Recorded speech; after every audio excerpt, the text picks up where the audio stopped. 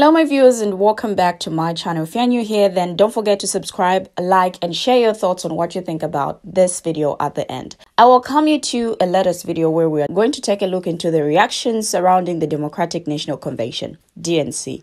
Now we will explore a range of perspectives, including one woman's view that the DNC's exclusion of Palestinians and embrace of Republican voices reflects a strategic pivot away from progressive voters. Now we'll also touch on how Kamala Harris is perceived as shifting focus towards moderates and Republicans, potentially at the expense of key progressive demands. We'll examine headlines and sentiments about the DNC's stance on issues like unaliving unborn children and foreign policy. Now, another lady sounds the alarm that Kamala Harris is a blackface of G-side, prioritizing politics over humanity. So join me as we unpack these heated discussions and what they reveal about the current political landscape. Take a look at these videos. I will be right back. So I may be the only one who thinks this, and that's totally fine. Hear me out. I think it's great that the DNC did not allow a Palestinian to speak. I think it's great that they let Republicans and former Trump officials speak. I think it's great that they were kicking out every single anti-genocide protester there. I think it's great that they kicked out Hassan Piker. I think it's great because they're telling us that they don't want or need our votes. Kamala Harris is going to focus on getting Republican voters. She's going to focus on getting moderate voters. Let her. I think that's a great idea. Focus on them. They don't need us. They didn't want to listen to us when we said that we are willing to vote for her if she gets an arms embargo and a permanent ceasefire, but that's too much. That's too much to ask. And I agree with that. That is too much to ask. So, okay, she doesn't need our votes. And before any idiot comments, I'm not voting for Donald Trump either. And no, me not voting for Kamala Harris is not a vote for Donald Trump. I am not voting for either of them. And no one should be upset because you don't need my vote. And if anyone else who, aligns with me doesn't want to vote for her either, that's fine. You don't need our votes. You really don't. Focus on the Republicans. Focus on getting the moderates. You guys clearly care more about them than you do about us. So go get their votes.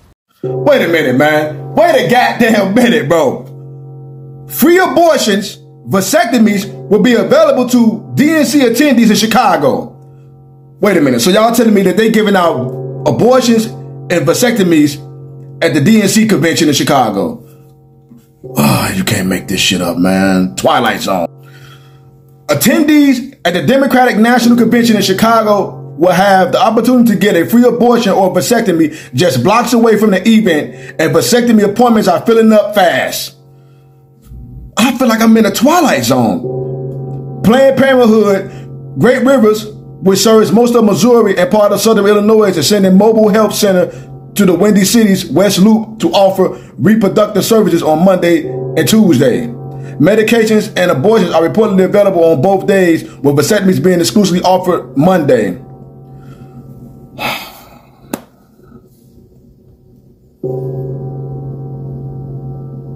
You can't make this shit up, man. I'm not telling you to change your decision. Do what you want. I don't want people to do something because others are pressuring them to. I want you to do it because you want to do it. But please take into heavy consideration that you are on the same side as people that are covering their ears and mocking those that are naming off the thousands of dead babies from Gaza. Also, you guys can stop pushing the whole narrative that she is going to be pushed further left, because she's double, triple, quadruple down on wanting to protect Israel's right to defend itself first before anything else. So if Israel and Netanyahu want to finish the job like you say Trump is saying, Kamala Harris is also going to allow them to do that. Oh, and one last thing, a lot of you guys seem to understand the depth of a fictional work like The Hunger Games. But when that same scenario is put in front of you in real life, you guys seem to have a lapse of judgment. And more so than a lapse of judgment, a lapse of empathy. Everyone that's deciding to have more nuanced thinking rather than choosing who to vote for between straight up fascism and then fascism with pronouns and Black Lives Matter in it are all of a sudden enemies of the state to you guys. It doesn't make sense. So the DNC is over, and it's very clear that Kamala Harris has no intention of doing anything good for Palestine.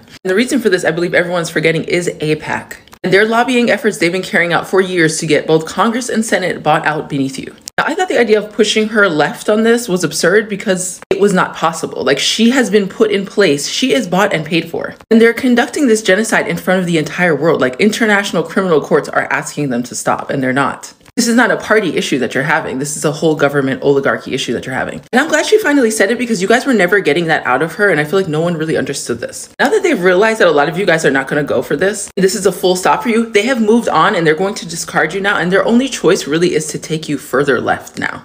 Right? Because they're building cop cities. There's a lot of context for what's happening that I feel like people are missing. The world does not look this way because of accidents and like little coincidences. The people that are in charge are very wise to think ahead and to put the pieces in place well ahead of when they need the things enacted. That is what you're experiencing now. You have a former prosecutor who claimed last night at the DNC, I believe, that she's like, yes, she is a cop. She's embracing that now, which she should. That's her truth. I'm not even trying to be conspiracy theory, but you guys, like, when a government is running this way, it's not a government anymore. You are completely left out of it. Let's talk about the fiscal nightmare of all of this money going offshore, because this is money that we're supposed to have here for our infrastructure and for our future. And within the coming years, all of this missing money is going to come out in the wash now. And that's another thing. People keep saying, why don't you talk to Republicans about this? Plenty of people are, but why isn't anyone addressing the financials of the situation? Because a lot of people don't care about Palestinians. A lot of people don't care about Palestine. A lot of people don't have empathy, but they care about money. And that's what you should talk to them about. She is going to be the face of the black face of a genocide. She's going to be a fiscal nightmare, because how is it for 23 days now? They have been looking for Hamas in a tiny country, and most of the people are cornered in a small area in tents that they're still bombing,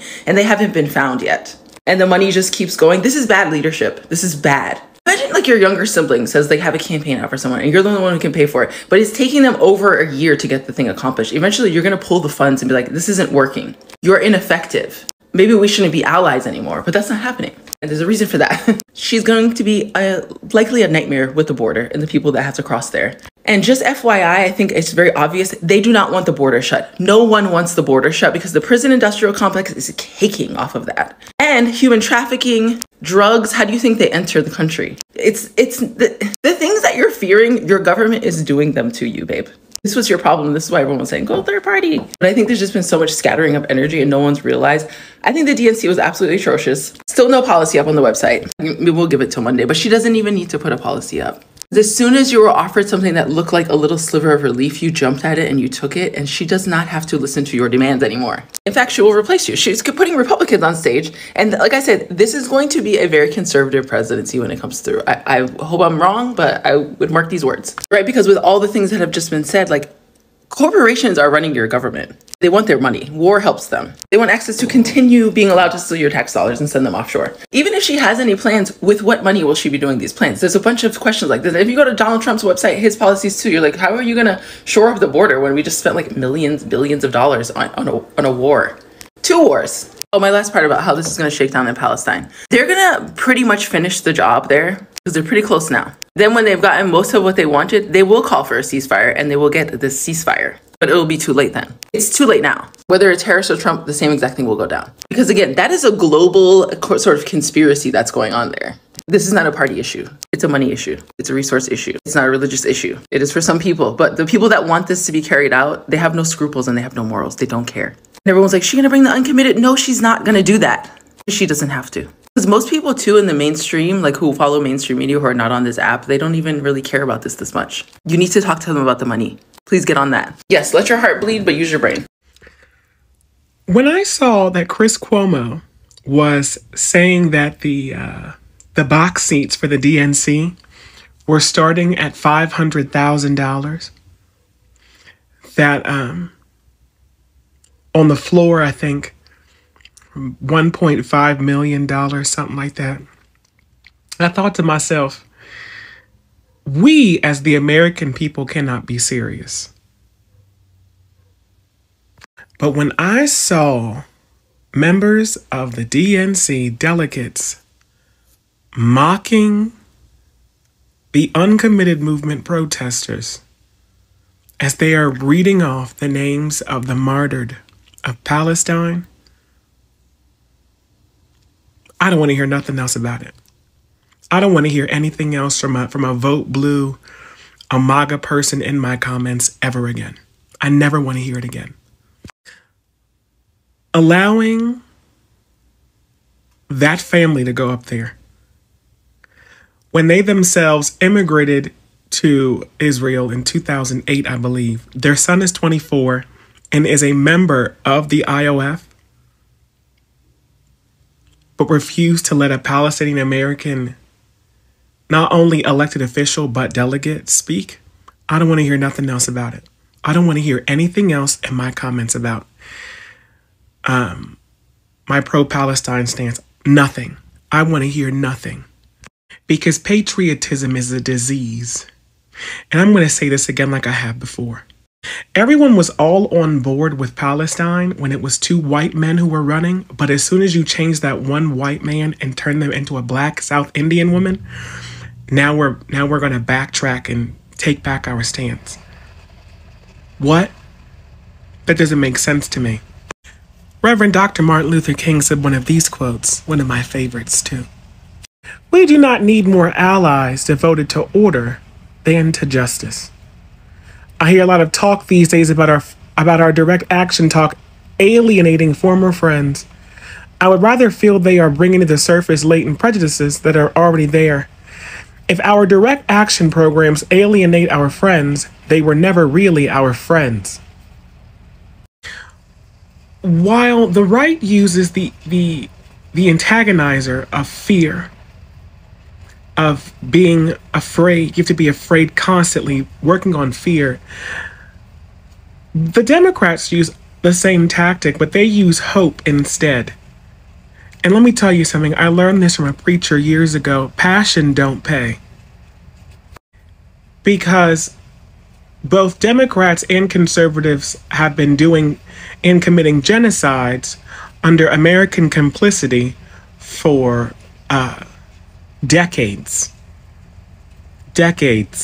While simultaneously doing the same thing here, whether it's the Trump administration spreading anti-vaxxing information leading to the deaths of over 1 million Americans, or the Obama administration with Somalia and Syria, or George W. with Iraq and Afghanistan, or the Biden administration with Palestine, or Elon Musk and Tesla with children in Congolese mines, or UAE and RSF's funding for control of Sudanese gold, or Kenya invading Haiti with the support of the U.S. after the U.S. has sanctioned many of these countries.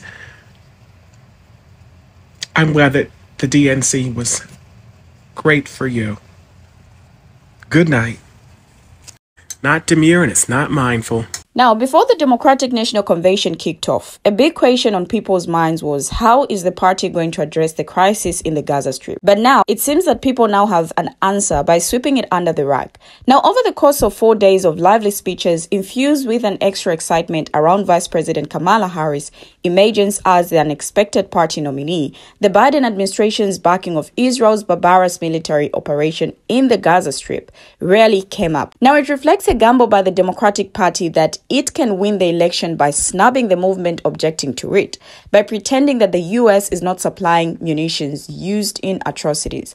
Now, despite a constant refrain about standing up for the little guy, calls for the protection of Palestinian civilians were all but absent.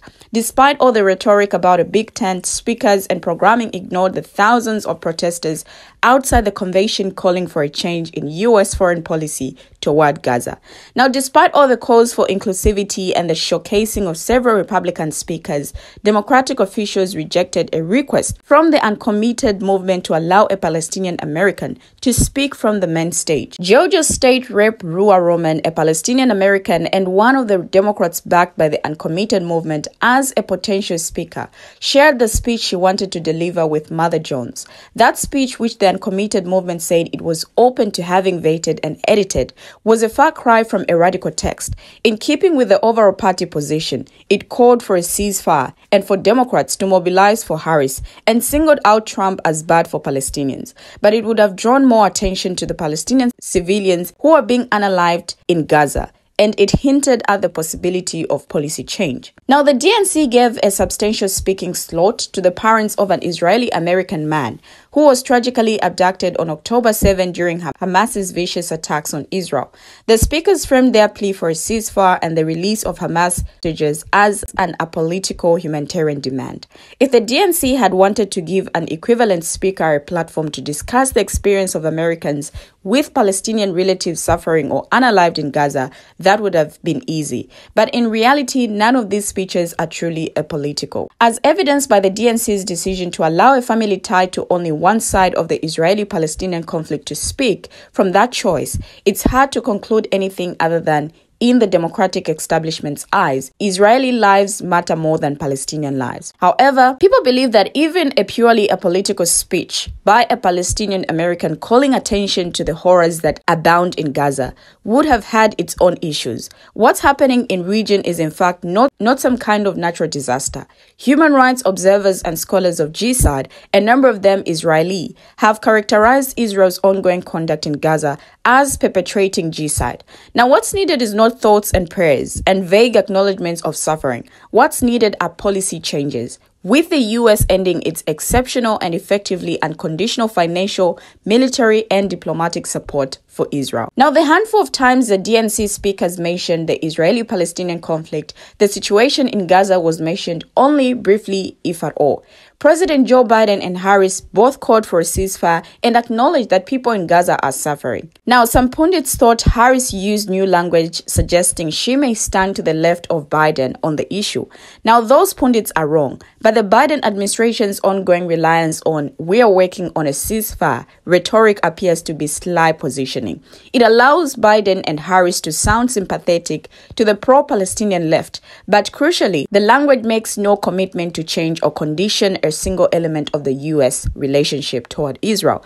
For example, the United States' best leverage to pressure Israeli Prime Minister Benjamin Netanyahu, who has dragged his feet in the negotiation process on a ceasefire that actually respects Palestinian autonomy, is to credibly threaten to cut off the unending supply of military and financial resources. Now, Rep. Alexandria Ocasio-Cortez's speech offered perhaps the most striking indication of the party's position on Gaza. As I wrote earlier this week, the congresswoman from New York called for a ceasefire but omitted any mention of the people in Gaza or a need for policy change. As one of the most influential progressives in Congress, her speech suggested that even the left wing of the party has abdicated its commitment to fighting injustice abroad for the sake of message discipline. Now, on an electoral level, addressing Gaza is difficult for the Democratic Party. It's a genuine wage issue, with younger and more progressive Democrats critical of democratic policy and order. More conservative Democrats unmoved by or supportive of what's happening. A move in any direction invariably infuriates different constituencies within the party. But ultimately, Democrats may be banking on the theory that deflecting from the issue is the least costly approach, since it isn't a top-tier issue for most young voters. Moreover, Harris' surprise nomination may very well have slowed down the momentum the pro-Palestinian movement had built around pressuring Biden. Protests at the DNC, while sizable, were smaller than expected, and it is conceivable that disenchanted Arab American voters in Michigan could be less averse to Harris, who has used ambiguous, non-committal language to her advantage. But Democrats' position as manifested in their convention is still a costly one. By shunning promises of change, they increase the odds that the policy status quo will prevail. Since politicians tend to try to fulfill pledges and view breaking them as damaging, it is a moral stain on the party, and it helps to further normalize a racialized tolerance for unaliving innocence, something that America tried to reckon with in 2020 but failed to deliver on. How can Democrats consider themselves progressive while backing a regime with such blatant disregard for human life? It is also perilous for U.S. strategic interests for it to blindly support Israel's military operations. The military operation in Gaza is increasingly the likelihood of regional war in a region of acute geopolitical importance, and the U.S. erodes its soft power and ability to build alliances against adversaries like Russia when the world can see the U.S. has no consistent values when it comes to standing against domination. Now, the party's choices this week indicate that it is willing to continue to accept what should be unacceptable. It is betting the way to keep its coalition together is to avoid the issue, to keep the status quo intact, and when discussing the issue, to sometimes engage in a brief pantomime of concern A brief pantomime of concern for civilian life. Gaza is going the way of the liberal land acknowledgement. Ritualistic virtue signaling atop a kind of resignation toward the annihilation of a civilization. We have finally come to the end of the video, but what do my viewers have to say? Share your thoughts as well on what you think about what the DNC revealed about Kamala Harris and a lot more other things. Thank you for always watching, and see you in my next video as I bring you another interesting video.